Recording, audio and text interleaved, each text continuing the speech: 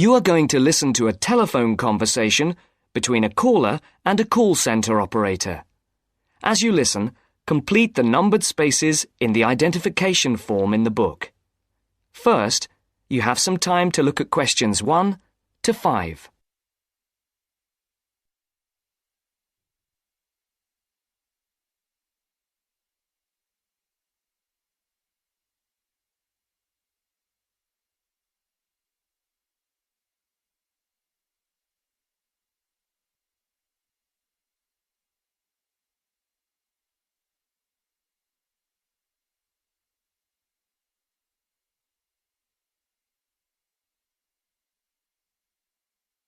You should answer the questions as you listen, because you will not hear the recording a second time.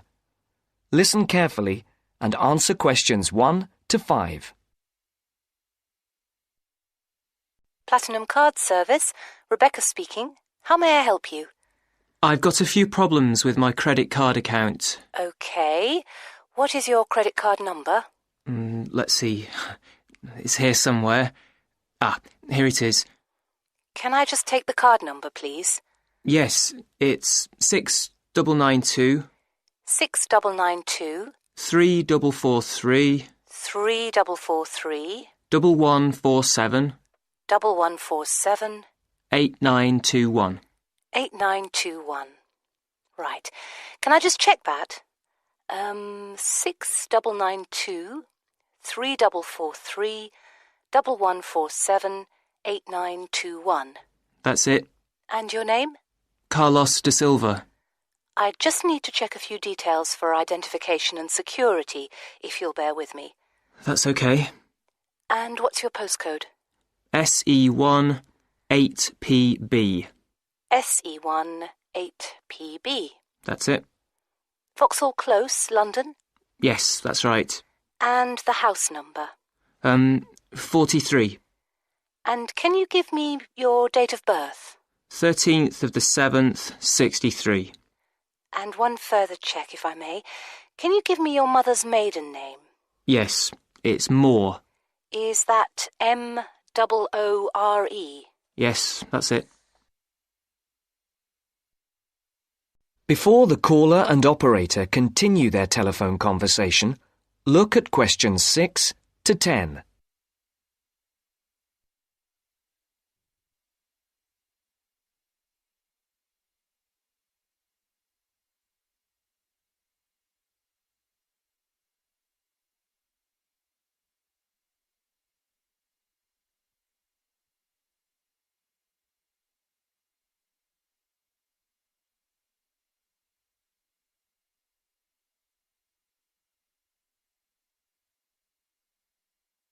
Now listen to the next part of the conversation and answer questions 6 to 10. For these questions, there are 3 alternatives: A, B, and C. Decide which alternative is the most suitable answer and circle the correct letter. Yes. Now, can we get on with this? Yes, sir, certainly. I'm sure you'll appreciate that all these checks are necessary for security reasons. So, what exactly is the problem? Problems? OK. Well, first, your computer seems to have gone mad. I sent you £500 and on the statement for the account it shows that I only paid £300. Yes. The account does only show £300 was paid. Well, I paid the £500 in at the bank and I have my receipt, and my bank statement shows that £500 has been taken from my account. Oh, I see. What I'll do is check with the bank and see what they say. OK. You said there was something else? Yes, as if that wasn't enough. My account shows that £107.27 was paid to a company called Pan Express. I don't know who this is. Let's have a look. Well, it is genuine. I can assure you it's not mine. It was made on the evening of the 12th of May. Maybe it's a restaurant bill you forgot about? There's no way that... Oh, wait, hold on. Yes. Oh, it's okay. I've just realised what it is. It is a restaurant bill. The name of the company is different from the name of the restaurant. My mistake. I'm sorry. That's okay. Was there anything else? I don't know if I dare. What is it, anyway? Well, it's, the amount of interest seems to have gone up. If you look at your statement for April, you'll see that the rate went down from 16.27% to 14.99% that month. Oh, yes, you're right. Was that everything? Yes, basically it is. Okay. And can you check my payment? Oh, yes, I'll do it. Can I phone you back? I'll be at home for the next 2 hours. I have to leave at 11. Right. What's your number? 020 7989 7182. Hold on. 020 7979? No, it's 7989 and then 7182. So it's 020 7989 7182. Yes, that's it. Okay, I'll phone you straight back. Thanks. Bye. That's the end of section 1. You now have half a minute to check your answers.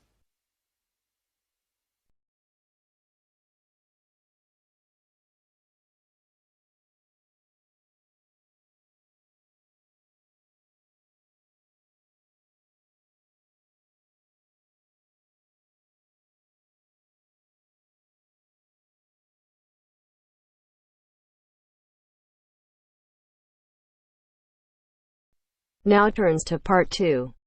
Part 2. You will hear a science student inquiring about English courses at a university language centre. First, you have some time to look at questions 11 to 17.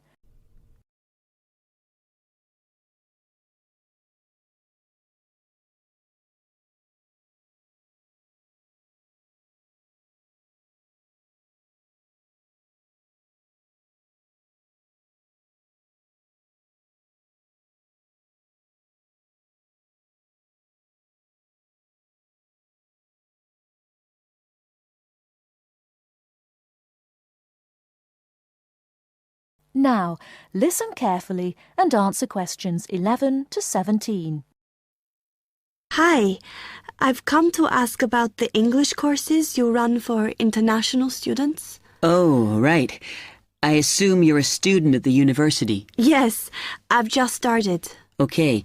Well, we've got a range of courses. It depends what you think you need and how much. We can't run everything at the same time, though. So, for example, in this first term, we are just doing a writing course. I see. That sounds quite useful. What else is there?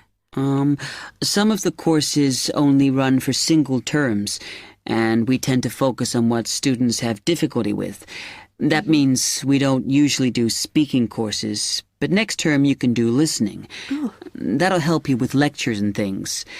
Our provision is all based on what the majority of our international students need. So, is everything term-based? There's nothing that you run all year? Well, let's have a look.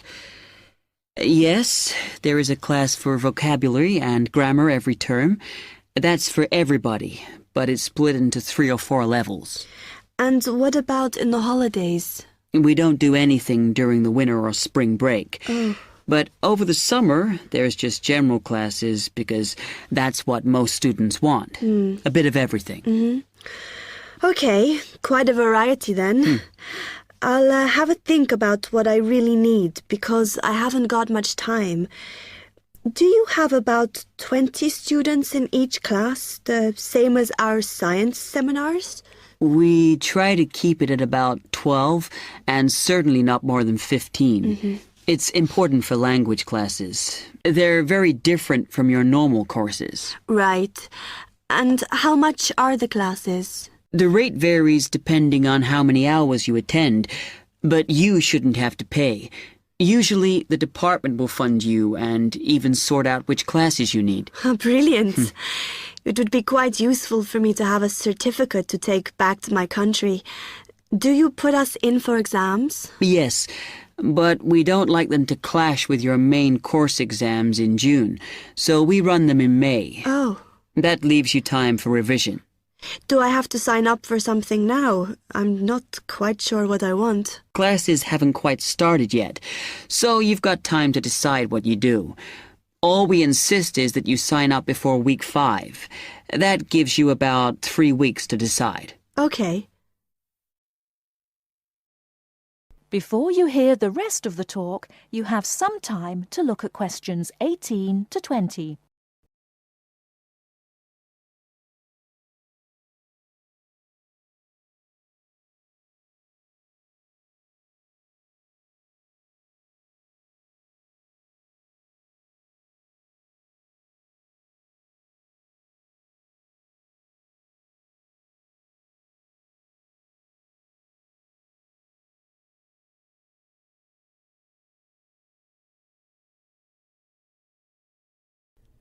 Now listen and answer questions 18 to 20.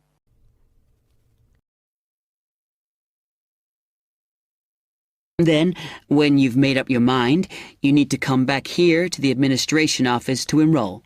What do I need to bring with me when I enroll? My identity card, I guess. Yes, or your passport. Uh-huh. Then you'll be given a registration form, which you'll have to show to the teacher when you have your first class. Okay.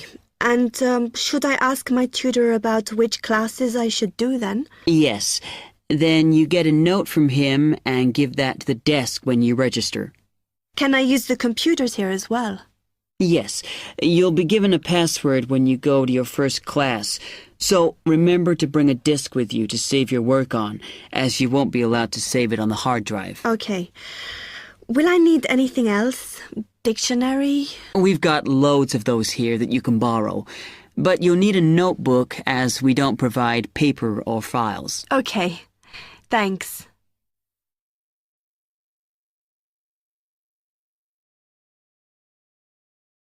That is the end of part 2. You now have half a minute to check your answers.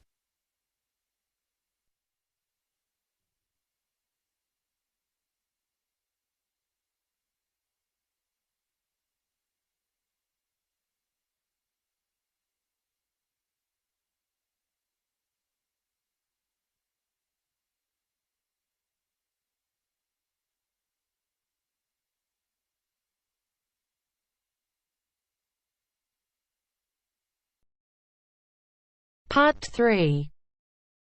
You will hear a conversation between Helen and her tutor. First, you have some time to look at questions 21 to 25.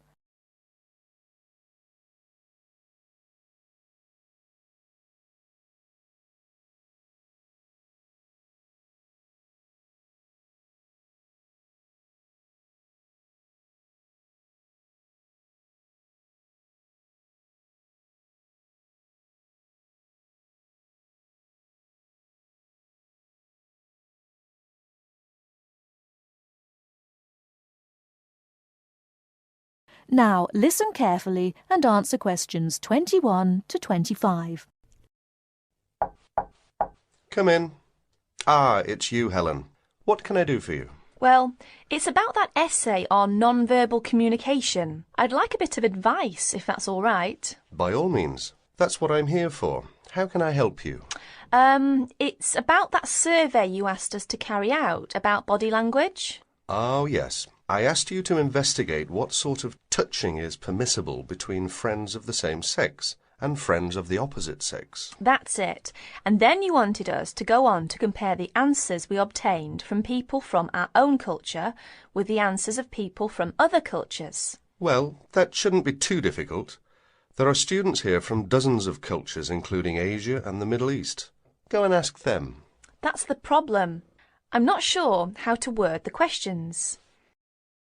Before you hear the rest of the talk, you have some time to look at questions 26 to 30.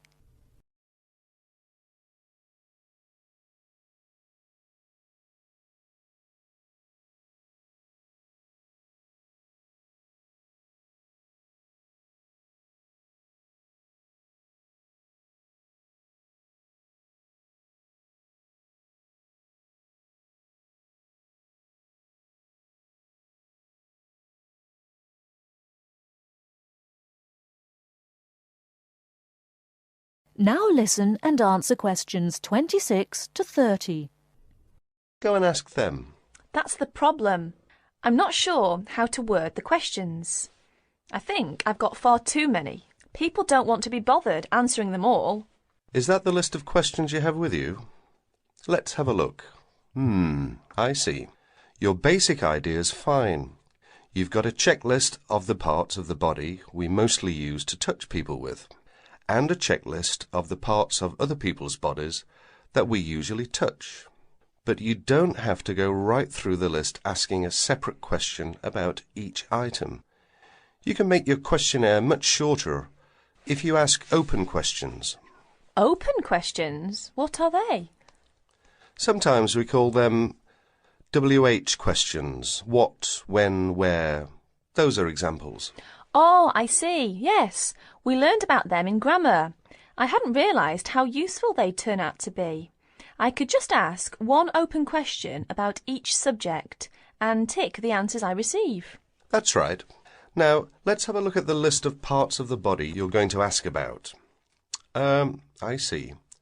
You've got the head, arm and hand, and, it's over the page, the back, leg and foot. What about the shoulder and the thigh? They're important areas, and there are some others you should include too. Oh, yes, of course. I was in a rush and forgot those. What about asking people how they feel about being touched? Surely it's hard for people to put that sort of feeling into words. Yes, you're right. That's why it's essential to work out a rating scale for each response. Can you tell me a bit about how to use rating scales? Well, there's no way to measure how strongly a person feels about something, of course. All we can go on is what they report about their feelings. So what we do is offering them choices of ways to express how they feel. Very strongly, strongly, or not at all. That would be an example of a rating scale. In this case, as your survey is only a small trial sample, I suggest you use that 3-point rating scale I've just described. Very strongly, strongly, or not at all. That'll be enough to enable you to draw some broad conclusions. You may go on to refine your survey later if you decide to specialise in the study of non-verbal aspects of behaviour. Thank you. I'm much clearer now. Could I ask you one last question? I'm afraid I've got a brain like a sieve, but I just can't remember the technical term you told us for the study of touch. It sounded like happy, but of course it isn't. Oh, you mean haptics. Haptics. Of course, haptics. That's it. Happy to be of service. That is the end of part 3. You now have half a minute to check your answers.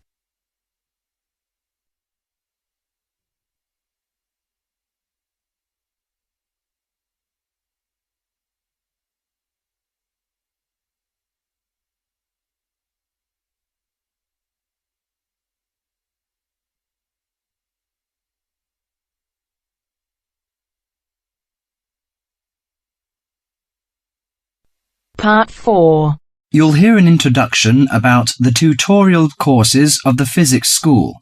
First, you have some time to look at questions 31 to 40.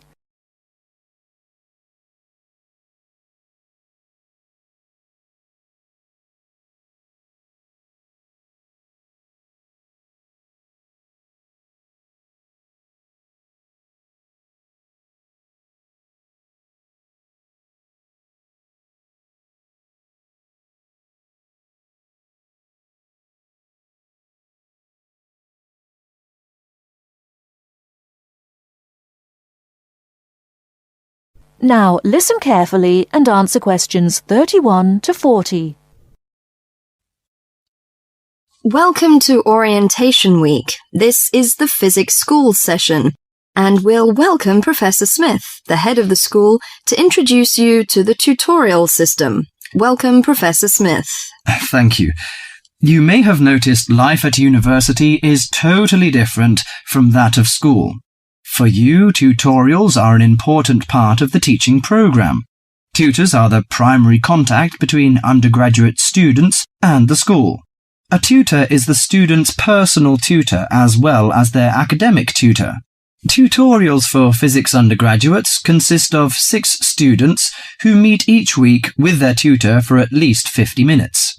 For radiographer students, tutorials will normally consist of a group of about 10 students who will meet fortnightly with their tutor for a period of at least 50 minutes. In the first semester, the tutorials are during weeks 1 to 11. For semester 2, they are during weeks 14 to 24. Everybody involved is expected to be present and on time, and the tutor will also be available in week 12 and 25 to discuss problems that arise during revision, but attendance by students is optional. Now I'm going to introduce to you the stages and activities of the tutorials. The induction period is from week 1 to 3. I know that a significant minority of you experience culture shock during your first few months at university, and the important function of this stage is to identify students who are having difficulty integrating into the academic program. In particular, tutors should check your attendance of lectures, tutorials, laboratory sessions, and this sort of things. Tutors also help you tackle work in a systematic and effective manner. Stage 2 begins from the 4th week. Some tutorials of this period are to be devoted to discussion or going over the students' lecture notes, but approximately 50% of tutorial time is to be devoted to coursework. You should finish the weekly homework assignments of 2 hours duration with at least 50% involving written work. At least 8 homework assignments during the year should involve answering problems set on coursework. The written work collected by the tutor should be marked within a week of handing in, and generally the assignments should be graded. The 3rd stage starts from week 8 till the 10th. During this period, math and 4 core physics programs are included. The majority of tutorial time should be devoted to work which support the lecture programs and laboratory work. At least 60% of homework assignments should involve written work. The assignment may involve writing an account of or notes on a specified range of topics. The written work should also be marked and graded. Short oral presentations by students should be included. They are possibly on general physics topics or essays. The last week's personal development planning is a structured and supported process. The primary objective for PDP is to help you to become more independent and confident, self-directed learners and encourage a positive attitude to learning throughout life. It is undertaken by yourselves to reflect upon their own learning, performance and achievement, and to plan for their personal, educational and career development. Finally, if without evidence of good reason you miss more than 2 sessions during a semester, or if the tutor is not satisfied with your progress, the matter must be immediately referred to the program director, who will normally issue formal warning, verbal and written. This will inform you that your place at university is under threat of withdrawal if no improvement is made. That is the end of part 4. You now have half a minute to check your answers. The last 10, I ran away with my life, fast forward, never turn back again. It's kind of funny that the more we pass time, the more we need to set them rewind. And 19 was the year I had to leave you, but now I'm seeing all the signs. Is this really happening? I can't believe it's true. I'm just as surprised as you. Is this really happening? I can't be too sure, but one day I'll be yours again.